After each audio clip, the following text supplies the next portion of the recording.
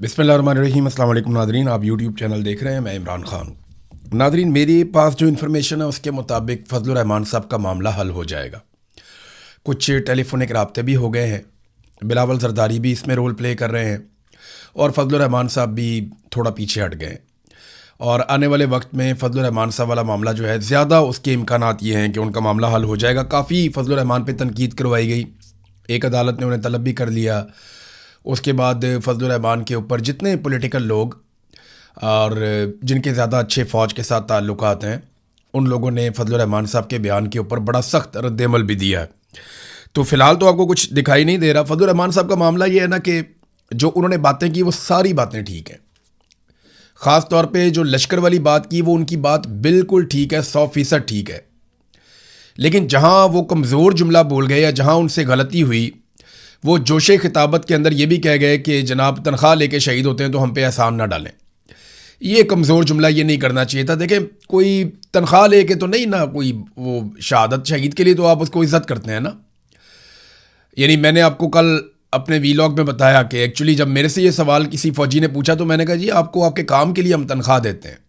तो उसने कहा जी क्या इतने पैसों के लिए कोई शहीद हो जाएगा? मैंने कहा नहीं, शहादत के लिए हम इज़्ज़त देते हैं, शहादत के लिए हम कदर करते हैं, हम प्यार करते हैं। तो शहीद का तो एक रुतबा होता है, जितने मर्जी इख्तलाफात हों, जो मर्जी हो, जो भी शहीद होगा अपने वतन की खातिर, अपनी कौम की खातिर, उसका एक रुतबा, उसका एक मर्तबा है जो उससे कोई नहीं छीन सकता। और तमाम कौमें अपने शोहदा की इज़्ज़त और कदर करती हैं। यही पाकिस्तान में होता है। हमारे लिए शहीद चाहे फ़ौजी यूनिफॉर्म में हो, चाहे हाथ में कलम पकड़ा हुआ अरशद शरीफ हो, चाहे वो पुलिस की यूनिफॉर्म में हो, चाहे वो किसी और इदारे का आदमी हो जिसके ऊपर अटैक हो जाए, या एक आम शहरी जो अपने कारोबारी ज़िंदगी के लिए बाहर निकला, या वो बच्चे जो अपनी पढ़ाई के लिए बाहर निकले, उनके ऊपर भी दहशतगर्द हमला कर दें और वो शहीद हो जाएं, तो हमारे लिए सारे शहीद बड़े काबिल एहतराम हैं और उनकी बड़ी इज्जत है। ख़ास तौर पे जो बॉर्डर पे अपने वतन की हिफाजत के लिए, अपने वतन की ज़मीन को बचाने के लिए मारा जाए, वो तो बड़ा ज़बरदस्त शहीद है और उसकी बड़ी कदर होनी चाहिए। लेकिन मैंने आपको फिर वही बात कहूँगा कि प्रॉब्लम तब पैदा होती है जब शोहदा के अंदर तफरीक पैदा की जाती है। जब ये किया जाता है कि जनाब ये जो बलूचिस्तान का पुलिस वाला है, इसकी मैयत अगर सड़क पे पड़ी है तो कोई फ़र्क नहीं पड़ता, यानी क्या उसकी वर्दी सस्ती है, उसका खून सस्ता है। ये यहाँ प्रॉब्लम पैदा होता है। प्रॉब्लम तब पैदा होता है कि जिन इदारों के लोग शहादतें दे रहे हैं वो अपने ही लोगों पे जब बंदूक उठा लेते हैं तो प्रॉब्लम पैदा हो जाता है। फिर ऐसी बदगुमानियाँ और इस किस्म की नफ़रत जन्म लेती है जो पीछा करती रहती है। यही नफ़रत जो है वो जन्म ले चुकी थी बांग्लादेश में, इसी नफ़रत को हवा दी जा रही है पाकिस्तान में। तो इस नफ़रत को फैलाने से अगर रोकना है तो तमाम इदारों को अपनी अपनी आइनी हुदूद में वापस जाना पड़ेगा और अपने ही लोगों पर बंदूक उठाने का कल्चर बंद करना पड़ेगा। हाँ, अगर कोई मुजरिम है, किसी ने अगर जुर्म किया है तो पुलिस जाए, कानून के मुताबिक कार्रवाई करे, गिरफ्तार करे, अदालत में पेश करे और अदालत को इंसाफ करने दें। जिस तरह अदालतों को काबू किया गया, अदालतों पे कब्जा किया गया, उसकी कोई मिसाल नहीं है। लेकिन एक बात मैं आपको बताऊं, फजलुर रहमान वाला मामला तो हल हो जाएगा। लश्कर वाला जो मौक़िफ़ है वो तो बिल्कुल ठीक है, लश्कर नहीं बनने चाहिए, लेकिन लश्कर बनेंगे, ये अचकज़ई साहब ने भी बता दिया। और वो कैसे बनेंगे ये मैं आपको थोड़े दिन पहले बता चुका हूं। देखिए, मैं आपको पहले इसलिए बता चुका हूं कि मैं वो सारे इलाकों को जानता हूं और वहां लोग मेरे साथ राब्ते में हैं। ये जो महमूद खान अचकज़ई है ना, ये भी बॉर्डर के करीब इनका इलाका है जहां पे ये रहते हैं, अफगानिस्तान के बॉर्डर के करीब।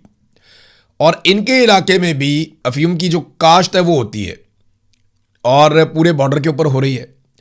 तो मंशियात की काश्त अफगानिस्तान में नहीं होती, अब पाकिस्तान में होती है और उसके वर्कर्स जो है वो अफगानिस्तान से आते हैं। रोज़ाना उनको राहदारी दी जाती है। कौन देता है? FCA वहाँ पे वो देते हैं। तो ये बॉर्डर क्रॉस करके आते हैं, यहाँ पे आकर काम करते हैं। बरामचा में बहुत बड़ी एक फैक्ट्रियों का पूरा एक हब है, एक पूरा इंडस्ट्री लगी हुई है मंशियात की। ये सारा माल वहाँ पहुँचाया जाता है, वहाँ से मंशियात तैयार की जाती है, फिर पाकिस्तान समेत पूरी दुनिया में इसको भिजवाया जाता है। इस कारोबार के पीछे कौन है? सहूलत कौन देता है? सिक्योरिटी फोर्सेस की मदद के बगैर आप ये कारोबार नहीं पाकिस्तान में कर सकते, क्योंकि मैंने खुद अपनी आंखों से देखा कि सिक्योरिटी का काफिला गुजर रहा है और दोनों तरफ मंशियात लगी हुई है, उसके खेत लगे हुए हैं, बीच में से सिक्योरिटी का काफिला गुजर रहा है। तो उनको नजर नहीं आ रहा कि ये क्या लगा हुआ है।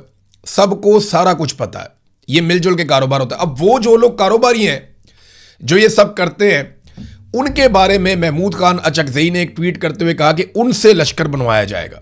देखिए, जो स्मगलर है या जो मंशियात का कारोबार करता है या जो जराइम पेशा लोग हैं, उनको अगर आप शेल्टर दे दें और उन्हें कहें जी आप बनाएं, आप बड़े बड़े लश्कर बनाएं, तो वो बना लेंगे लश्कर। उन्हें क्या फ़र्क पड़ता है, उनको ज़्यादा बंदूकें मिल जाएंगी, ज़्यादा गाड़ियां मिल जाएंगी, ज़्यादा फ्री हैंड मिल जाएगा, वो अपना काम भी करते रहेंगे। तो अचकज़ई साहब ने इस खदशे का इजहार किया। तो लश्कर बनाओ पॉलिसी जो है ना, वो उल्टा नुकसान करेगी। कल को ये लश्कर आपके गले पड़ जाएंगे। फिर एक और बहुत अजीब काम होगा कि ये जो लश्कर आप बनाएंगे, बाद में वो तंजीमें जिनके साथ आपकी सुलह हो जाएगी, वो और ये लश्कर आपस में लड़ते रहेंगे। फिर टारगेट किलिंग भी शुरू हो जाएगी फ्यूचर में। हमने यही देखा है अब तक, और फजलुर रहमान साहब ने इसकी निशानदेही बिल्कुल दुरुस्त की है। लेकिन जहां पे शहीद वाले मामले में उन्होंने एक कमजोर बात की जिसका उन्हें नुकसान हो रहा है, पाकिस्तान तहरीक इंसाफ ने अक्लमंदी का मुजाहरा किया कम से कम फजलुर रहमान के इस जुमले के साथ। जो शोहदा वाला मामला है, इस मामले पे उनके साथ खड़े नहीं हुए, लेकिन बाकी तमाम मामलात में फजलुर रहमान का उन्होंने साथ दिया है।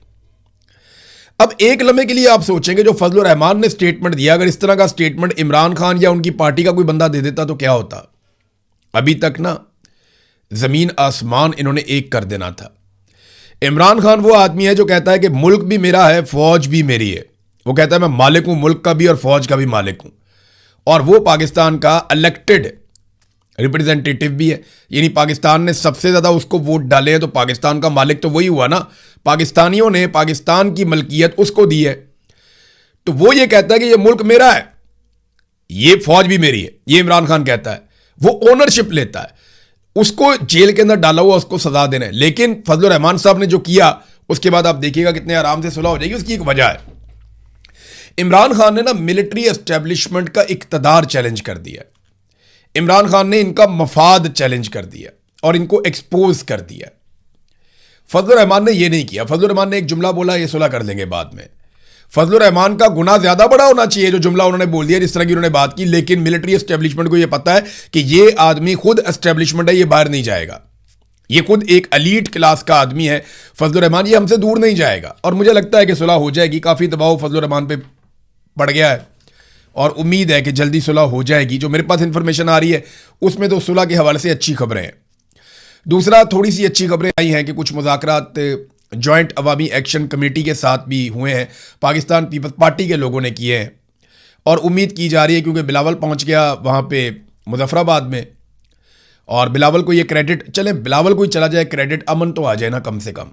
ये कत्लो गारतगिरी तो बंद हो जाए ना, आज़ाद कश्मीर के गंदम के रास्ते तो खुल जाए ना, उनकी दवाइयाँ तो खुल जाएँ, उनके स्कूल उनके कारोबार तो खुल जाएँ, हालात नॉर्मलाइज हो जाएं, उनके मुतालबात तस्लीम किए जाएं। मामला ये है कि जॉइंट अवामी एक्शन कमेटी कितनी फ्लेक्सिबिलिटी दिखाती है, क्योंकि पीपल्स पार्टी एक मखसूस किस्म का मैंडेट लेकर गई है। और अगर पीपल्स पार्टी ये सुलह करवा लेती है और बिलावल के साथ खड़े होकर जॉइंट अवामी एक्शन कमेटी के लोग ये कहते हैं कि हमारे मामला तय हो गए हैं, तो पीपल्स पार्टी के लिए आज़ाद कश्मीर का ग्राउंड खुल जाएगा। फिर वो बड़े आराम से, धांधली तो उनके लिए होनी है, मिलिट्री एस्टेब्लिशमेंट उनके साथ है, तो फिर वो बड़े आराम से अपनी सीटें जीत लेंगे। जबकि पंजाब में जो 12 सीटें हैं मुहाजिरीन वाली, जिस पे ख्वाजा साद रफीक कंपेन कर रहे हैं आजकल, वहाँ से वो ज़्यादा सीटें जीत कर तो ये अपना इक़्तिदार इकट्ठा कर लेंगे। लेकिन क्या जॉइंट अवामी एक्शन कमेटी इन 12 नशस्तों वाले मामले पर कंप्रोमाइज़ करेगी?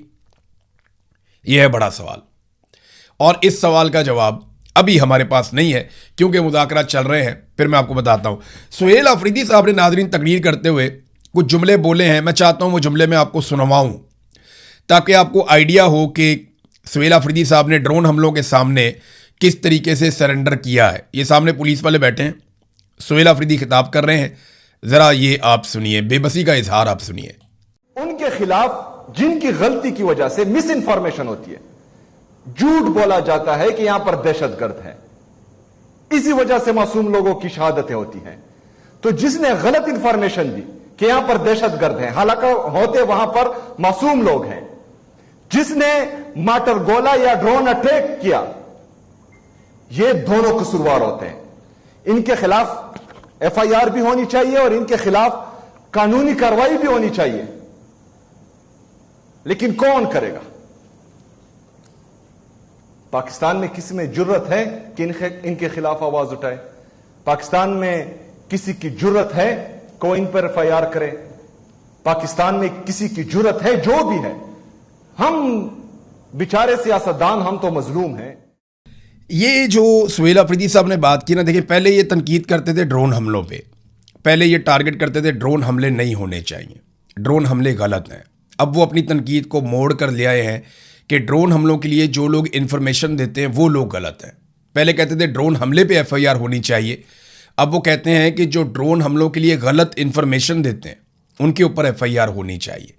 तो क्या कोई उनके ऊपर एफआईआर करेगा? किसी में हिम्मत है? यानी ड्रोन हमले पे एफआईआर देना तो बहुत दूर की बात है। जब ये साहब आए थे सुहेल अफरीदी साहब और उन्होंने कहा था कि ये वज़ीर आला बनने के बाद ड्रोन हमले रुकवाएंगे, और इनका दावा था कि ड्रोन हमलों के ऊपर एफआईआर भी होंगी, इनके सारे लोग भी यही कह रहे थे, तो उस वक्त हमें लग रहा था कि शायद ये कर पाएं, लेकिन एक भी एफआईआर ड्रोन हमले के खिलाफ नहीं कर पाए। अब वो बेबसी का इजहार कर रहे हैं कि ड्रोन हमले तो अपनी जगह, जो बंदा गलत इंफॉर्मेशन देता है जिसकी बुनियाद के ऊपर मासूम लोग मारे जाते हैं, इंफॉर्मेशन देने वाले पर भी एफआईआर देने की जुर्रत नहीं है, हिम्मत नहीं है। तो ये एक लेवल का सरेंडर है। इमरान खान होते तो शायद वो हिम्मत दिखा देते, उन्होंने माजी में भी ड्रोन हमले बंद करवाए थे, हो सकता है वो करवा देते, लेकिन सुहेल अफरीदी साहब ने अमली तौर पे हाथ खड़े कर दिए हैं। हाथ तो नादरीन खड़े हैं, ये आप देखें खबर, ये मारे मईशत हैं, बहुत बड़े मईशतदान हैं हसन जफर साहब, इन्होंने कुछ इंकशाफात किए और ये बड़े अहम इंकशाफात हैं। वो ये कहते हैं कि पिछले साल स्विट्ज़रलैंड में जो ड्यूस कॉन्फ्रेंस हुई थी उसमें हमारे जो हुक्मरान गए थे पाकिस्तान के, उन्होंने दुनिया के सामने पुराना रोना धोना शुरू कर दिया, जनाब हमारे यहाँ सिक्योरिटी के मसाइल हैं। तो इन्हें जवाब दिया गया आपके सिक्योरिटी के मसाइल अर्जेंटाइन और मैक्सिको से ज़्यादा बड़े नहीं हैं। उन्होंने बहाना बना रखा है कि सिक्योरिटी मसाइल की वजह से मईशत आगे नहीं बढ़ रही, ना नौमन तेल होगा, ना राधा नाचेगी, ना सिक्योरिटी ठीक होगी और ना ही मईशत ठीक होगी। तो हम इसको एक बहाने के तौर पे भी इस्तेमाल करते हैं, ये हमारे मईशियात बता रहे हैं और हम दुनिया को जाके बार बार ये कहते हैं। फिर उन्होंने कहा कि हुकूमत को ये वाज़े तौर पे ऐलान कर देना चाहिए कि हम डिफ़ॉल्ट कर चुके हैं, और इसका उन्होंने सबूत भी पेश कर दिया। उनका ये दावा है कि पाकिस्तान डिफ़ॉल्ट कर चुका है, लेकिन हुकूमत इसे तस्लीम नहीं कर रही। हुकूमत को ऐलान कर देना चाहिए कि हम डिफ़ॉल्ट कर चुके हैं, क्योंकि डिफ़ॉल्ट की सारी निशानियां पूरी हो चुकी हैं। अगर आपका कर्जा जीडीपी का 50% हो जाए तो यह डिफ़ॉल्ट की अलामत है, जबकि हमारा कर्जा जीडीपी का 70% हो चुका है। यह जरा आप समझिए, जो कौमी पैदावार होती है ना, कुल पैदावार, कि एक साल में आपने क्या कुछ बनाया, कितने का बनाया, या सर्विसेज पे पैसे मिला लें आप, जो कुछ भी आप पैदा करते हैं, चाहे अजनास हैं, चाहे इंडस्ट्री है, चाहे कुछ भी है, चाहे सर्विसेज हैं, जितना कुछ आप जनरेट करते हैं एक साल में, उसको जीडीपी कहते हैं।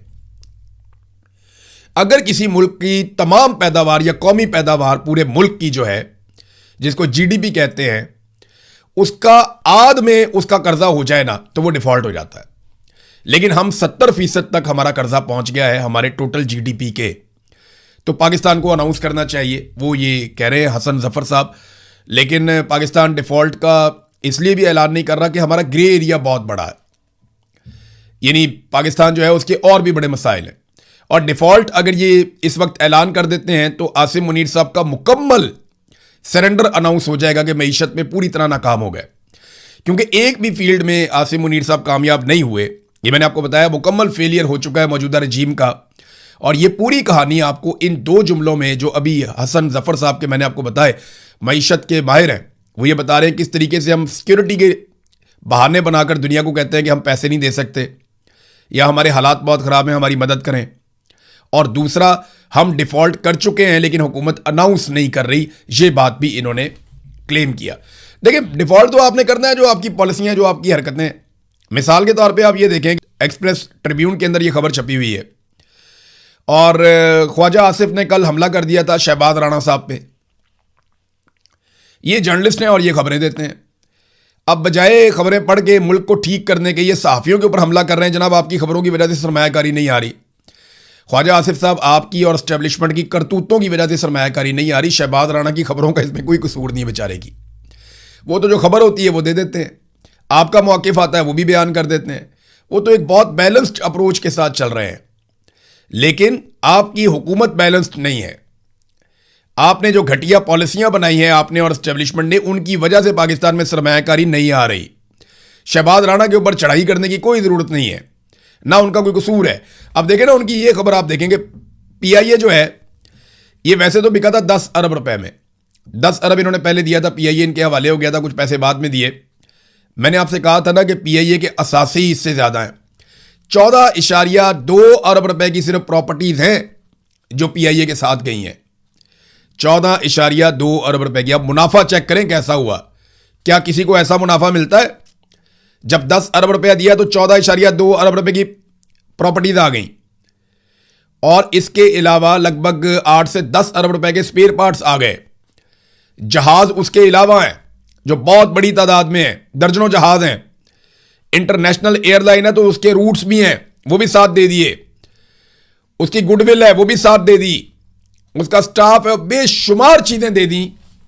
और दे दी कैसे? औने पौने। और दी किसको? फौजी फाउंडेशन और उनके जो हमायती हैं या उनके साथ जो उनका एक ग्रुप बना हुआ है, उनको दे दी गई। मौजा ही मौजा। मैं आपको एक और चीज दिखाता हूं, ये जरा देखें आप। पाकिस्तान में अदलिया की करप्शन के ऊपर एक आलमी तंजीम ने स्टेटमेंट जारी किया है। लेकिन पहले मैं आपको अदलिया का एक और कारनामा बताता हूं। आपने ये अभी फैसला देखा होगा, लोग बड़े खुश हो रहे थे, काजी फायद ईसा को बुरा भला कह रहे थे कि मुनाल वाला फैसला काजी ने गलत दे दिया। अतर मिनुल्लाह ने भी इसके ऊपर फैसला दिया हुआ है माजी में। यह कहानी है क्या, मैं आपको बताता हूं।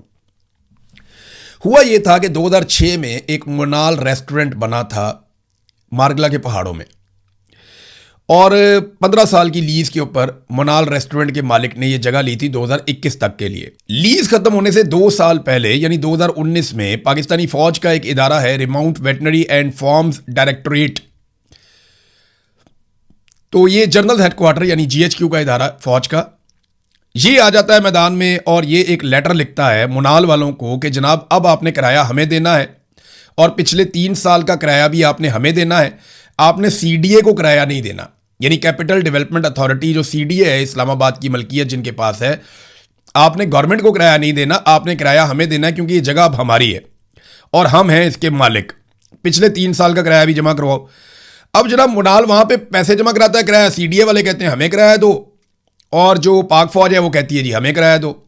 अब वो 2 जगह पे किराया दे रहे थे। ये मामला लेकर वो अदालत में चले गए और उन्होंने कहा जी कि अब हम किराया इनको दे रहे हैं, तो आप गवर्नमेंट से या सीडीए से हमें पैसे वापस दिलवाएं। ये मामला चला गया हाई कोर्ट में। जब ये मामला हाई कोर्ट में गया तो अतर मिनुल्लाह साहब ने इस मामले को पकड़ लिया और उन्होंने कहा जी ले आओ सारे इसके कागज, क्योंकि ये तो नेशनल पार्क का इलाका है, ये तो आवाम के लिए एक नेशनल पार्क है जहां पे जंगल होगा, जहां पे तफरीह की चीजें होंगी, और यहां पे किसी सूरत भी आप ये सारी एक्टिविटीज नहीं कर सकते। ये नेचर को नुकसान पहुंचा रहे हैं आप, आलूदगी पैदा हो रही, तो ये इलाका है ही नहीं आपका। तो कागजात ले आए, दर्जनों समातें हुई, सहाफी जाते रहे, और जो जीएचक्यू की जानिब से जो वकला आते थे वो कोई रिकॉर्ड पेश नहीं कर सके, बल्कि वो कहते थे 1910 से ये ज़मीन हमारी है, लेकिन कोई एक भी कागज़ या एक भी रिकॉर्ड वो अपने क्लेम के हक में पेश नहीं कर सके। तो अतर मिनुल्लाह साहब ने कहा जी ये नेशनल पार्क की जगह है, ये ना मुनाल की है ना जीएचक्यू की है, किसी की नहीं है, नेशनल पार्क की। मामला चला गया कादी फायद ईसा के पास, तो कादी फायद ईसा ने भी इसके ऊपर फैसला दे दिया। अब ये मामला एक रिव्यू में गया, रिव्यू के अंदर भी फारिग हो गया, लेकिन जब आईनी अदालत बनी तो वो तो आपको पता है कि मिलिट्री एस्टेब्लिशमेंट के कंट्रोल में है, तो वहां पे हसन अजहर रिजवी साहब की सरबराही में एक बेंच बनता है, और फिर ये किराया बड़ा अरसा जो है ना वो ट्रायल कोर्ट के अंदर भी जमा होता रहा। ये लगभग कई साल तक ये ट्रायल कोर्ट के अंदर कुछ 6 करोड़ रुपए तक का किराया वहां पे भी जमा हो गया था। अब आईनी अदालत ने कह दिया जी फेयर ट्रायल नहीं हुआ, और आईनी अदालत ने पिछले सारे फैसले फारिग कर दिए। यानी ये जो 8000 एकड़ से ज्यादा जमीन के ऊपर दावा किया गया जीएचक्यू की जानिब से, तो उन्हें इसका सबसे बड़ा फायदा हुआ। अब ये जमीन जीएचक्यू की है क्योंकि फैसला फारिग कर दिया गया। पहले अदालती फैसले ये कहते कि ये नेशनल पार्क की जमीन है, ये इन्वायरमेंट के लिए है, नेशनल पार्क की जमीन है, अवाम इसकी मालिक है, लेकिन जीएचक्यू का क्लेम जिसके हक में वो कोई एक कागज भी पेश नहीं कर सके, उनका क्लेम पहले वाले फैसलों ने उड़ा दिया था, अतर मिनुल्लाह ने और कादी फायद ईसा ने। अब जनाब जो नया फैसला आया उसके मुताबिक उन्होंने कहा सिविल कोर्ट डिसाइड कर लेगा, और सिविल कोर्ट भी डिसाइड करेगा, वो जो 2 एकड़ मुनाल के पास है ना, 2-3 एकड़, उसके ऊपर डिसाइड करेगा कि मुनाल अपने 2-3 एकड़ का मामला लेकर चला जाएगा सिविल कोर्ट के अंदर, बाकी सारा फैसला कलअदम, और अब सारा कब्जा सारा कंट्रोल जो है वो चला गया जीएचक्यू के पास। ये है नादरीन पूरी कहानी। जनाब इस सारे फैसले का जो वन लाइनर है वो ये है कि सारे रकबे तुम्हारे लिए हैं, सारे रकबे तुम्हारे लिए हैं। ये मेरे एक दोस्त हैं, उन्होंने सोशल मीडिया पे लिखा भी, पाकिस्तान में ही है, जर्नलिस्ट हैं, उन्होंने कहा जी ओवरऑल यही है। राजा बशारत साहब ने गालिबन ये लिखा कि सारे रकबे तुम्हारे लिए हैं। तो कहानी बीच में यही निकली है। तो ये अदलिया जो है ये इस तरीके से सहूलतकारी कर रही है। अब जो बैनुल-अक़वामी सतह पे आवाज़ उठाई गई हमारी अदलिया के मामले में, International Federation for Human Rights तंजीम ने खबरदार किया कि पाकिस्तान में अदालती करप्शन मुनज़्ज़म शक्ल इख्तियार कर चुकी है और ख़दशा है कि ये ग्रैंड करप्शन तक पहुंच जाएगी। तंजीम ने अंडर द बेंच पाकिस्तान के निज़ाम इंसाफ में बदउनवानी के ख़तरात का जायज़ा के उन्वान से एक रिपोर्ट जारी की है और इस रिपोर्ट में 26वीं और आईनी तरामीम को एक बड़ी वजह करार दिया है और मुतालबा किया गया है कि अदलिया की आज़ादी यकीनी बनाने के लिए 26वीं और 27वीं आईनी तरामीम मनसूख की जाएं। ये नाज़रीन अब दुनिया से आवाज़ें उठना शुरू हो गई हैं, लेकिन पाकिस्तान में तो फैसले हक में आ रहे हैं मिलिट्री एस्टेब्लिशमेंट के, और वो आईनी अदालत से वो सारे फ़ायदे उठा रहे हैं जिसके लिए ये अदालत बनाई गई थी। फ़ायदे फिर जजेस भी उठाते हैं ना। मिसाल के तौर पे एक और ख़बर देखें, कितनी इंटरेस्टिंग है, आपको बड़ा मज़ा आएगा आपको इस खबर का। ये जनाब पंजाब के जज साहिबान के लिए एक सहूलत दी गई है कि जितने भी जुडिशल अफसरान हैं उनको सब्सिडी के ऊपर गाड़ियाँ लेके दी जाएंगी, और ये कीमती गाड़ियाँ जिनकी कीमत 40, 50, 60 लाख रुपए तक हो सकती है, 2.5 से 3 लाख रुपए में अफसरान इन गाड़ियों को ख़रीद कर अपने घर ले जाएंगे। यानी कितनी मज़े की बात है। जो गाड़ी आप मार्केट में जाते हैं और आप ख़रीदते हैं आपको मिलती है 50 लाख में, 60 लाख में, 40 लाख में। ये वाली गाड़ी जो जज साहिबान हैं या जो जुडिशल अफसरान हैं, और बहुत बड़ी तादाद में है ये, इन्हें ये गाड़ी 2.5 लाख से 3.5 लाख के बीच में मिल जाएगी। तो मौजा ही मौजा। अब मुझे आप बताएं ना, ये वाले जजेस नून लीग के ख़िलाफ़ या पंजाब हुकूमत के ख़िलाफ़ कोई फ़ैसला दे पाएंगे जिन्हें आपने इतनी बड़ी रिश्वत दे दी है, इतना बड़ा फ़ायदा आपने दे दिया है। पाकिस्तान में कहीं किसी को ये फ़ायदा नहीं है, लेकिन यहाँ पे ये फ़ायदा दिया जा रहा है। तो आप समझ जाए ना कि मामला कैसे चल रहा है। हर चीज़ को कंट्रोल करना है। अब तक के लिए इतने, अपना ख्याल रखिएगा, अपने चैनल का भी। अल्लाह हाफ़िज़।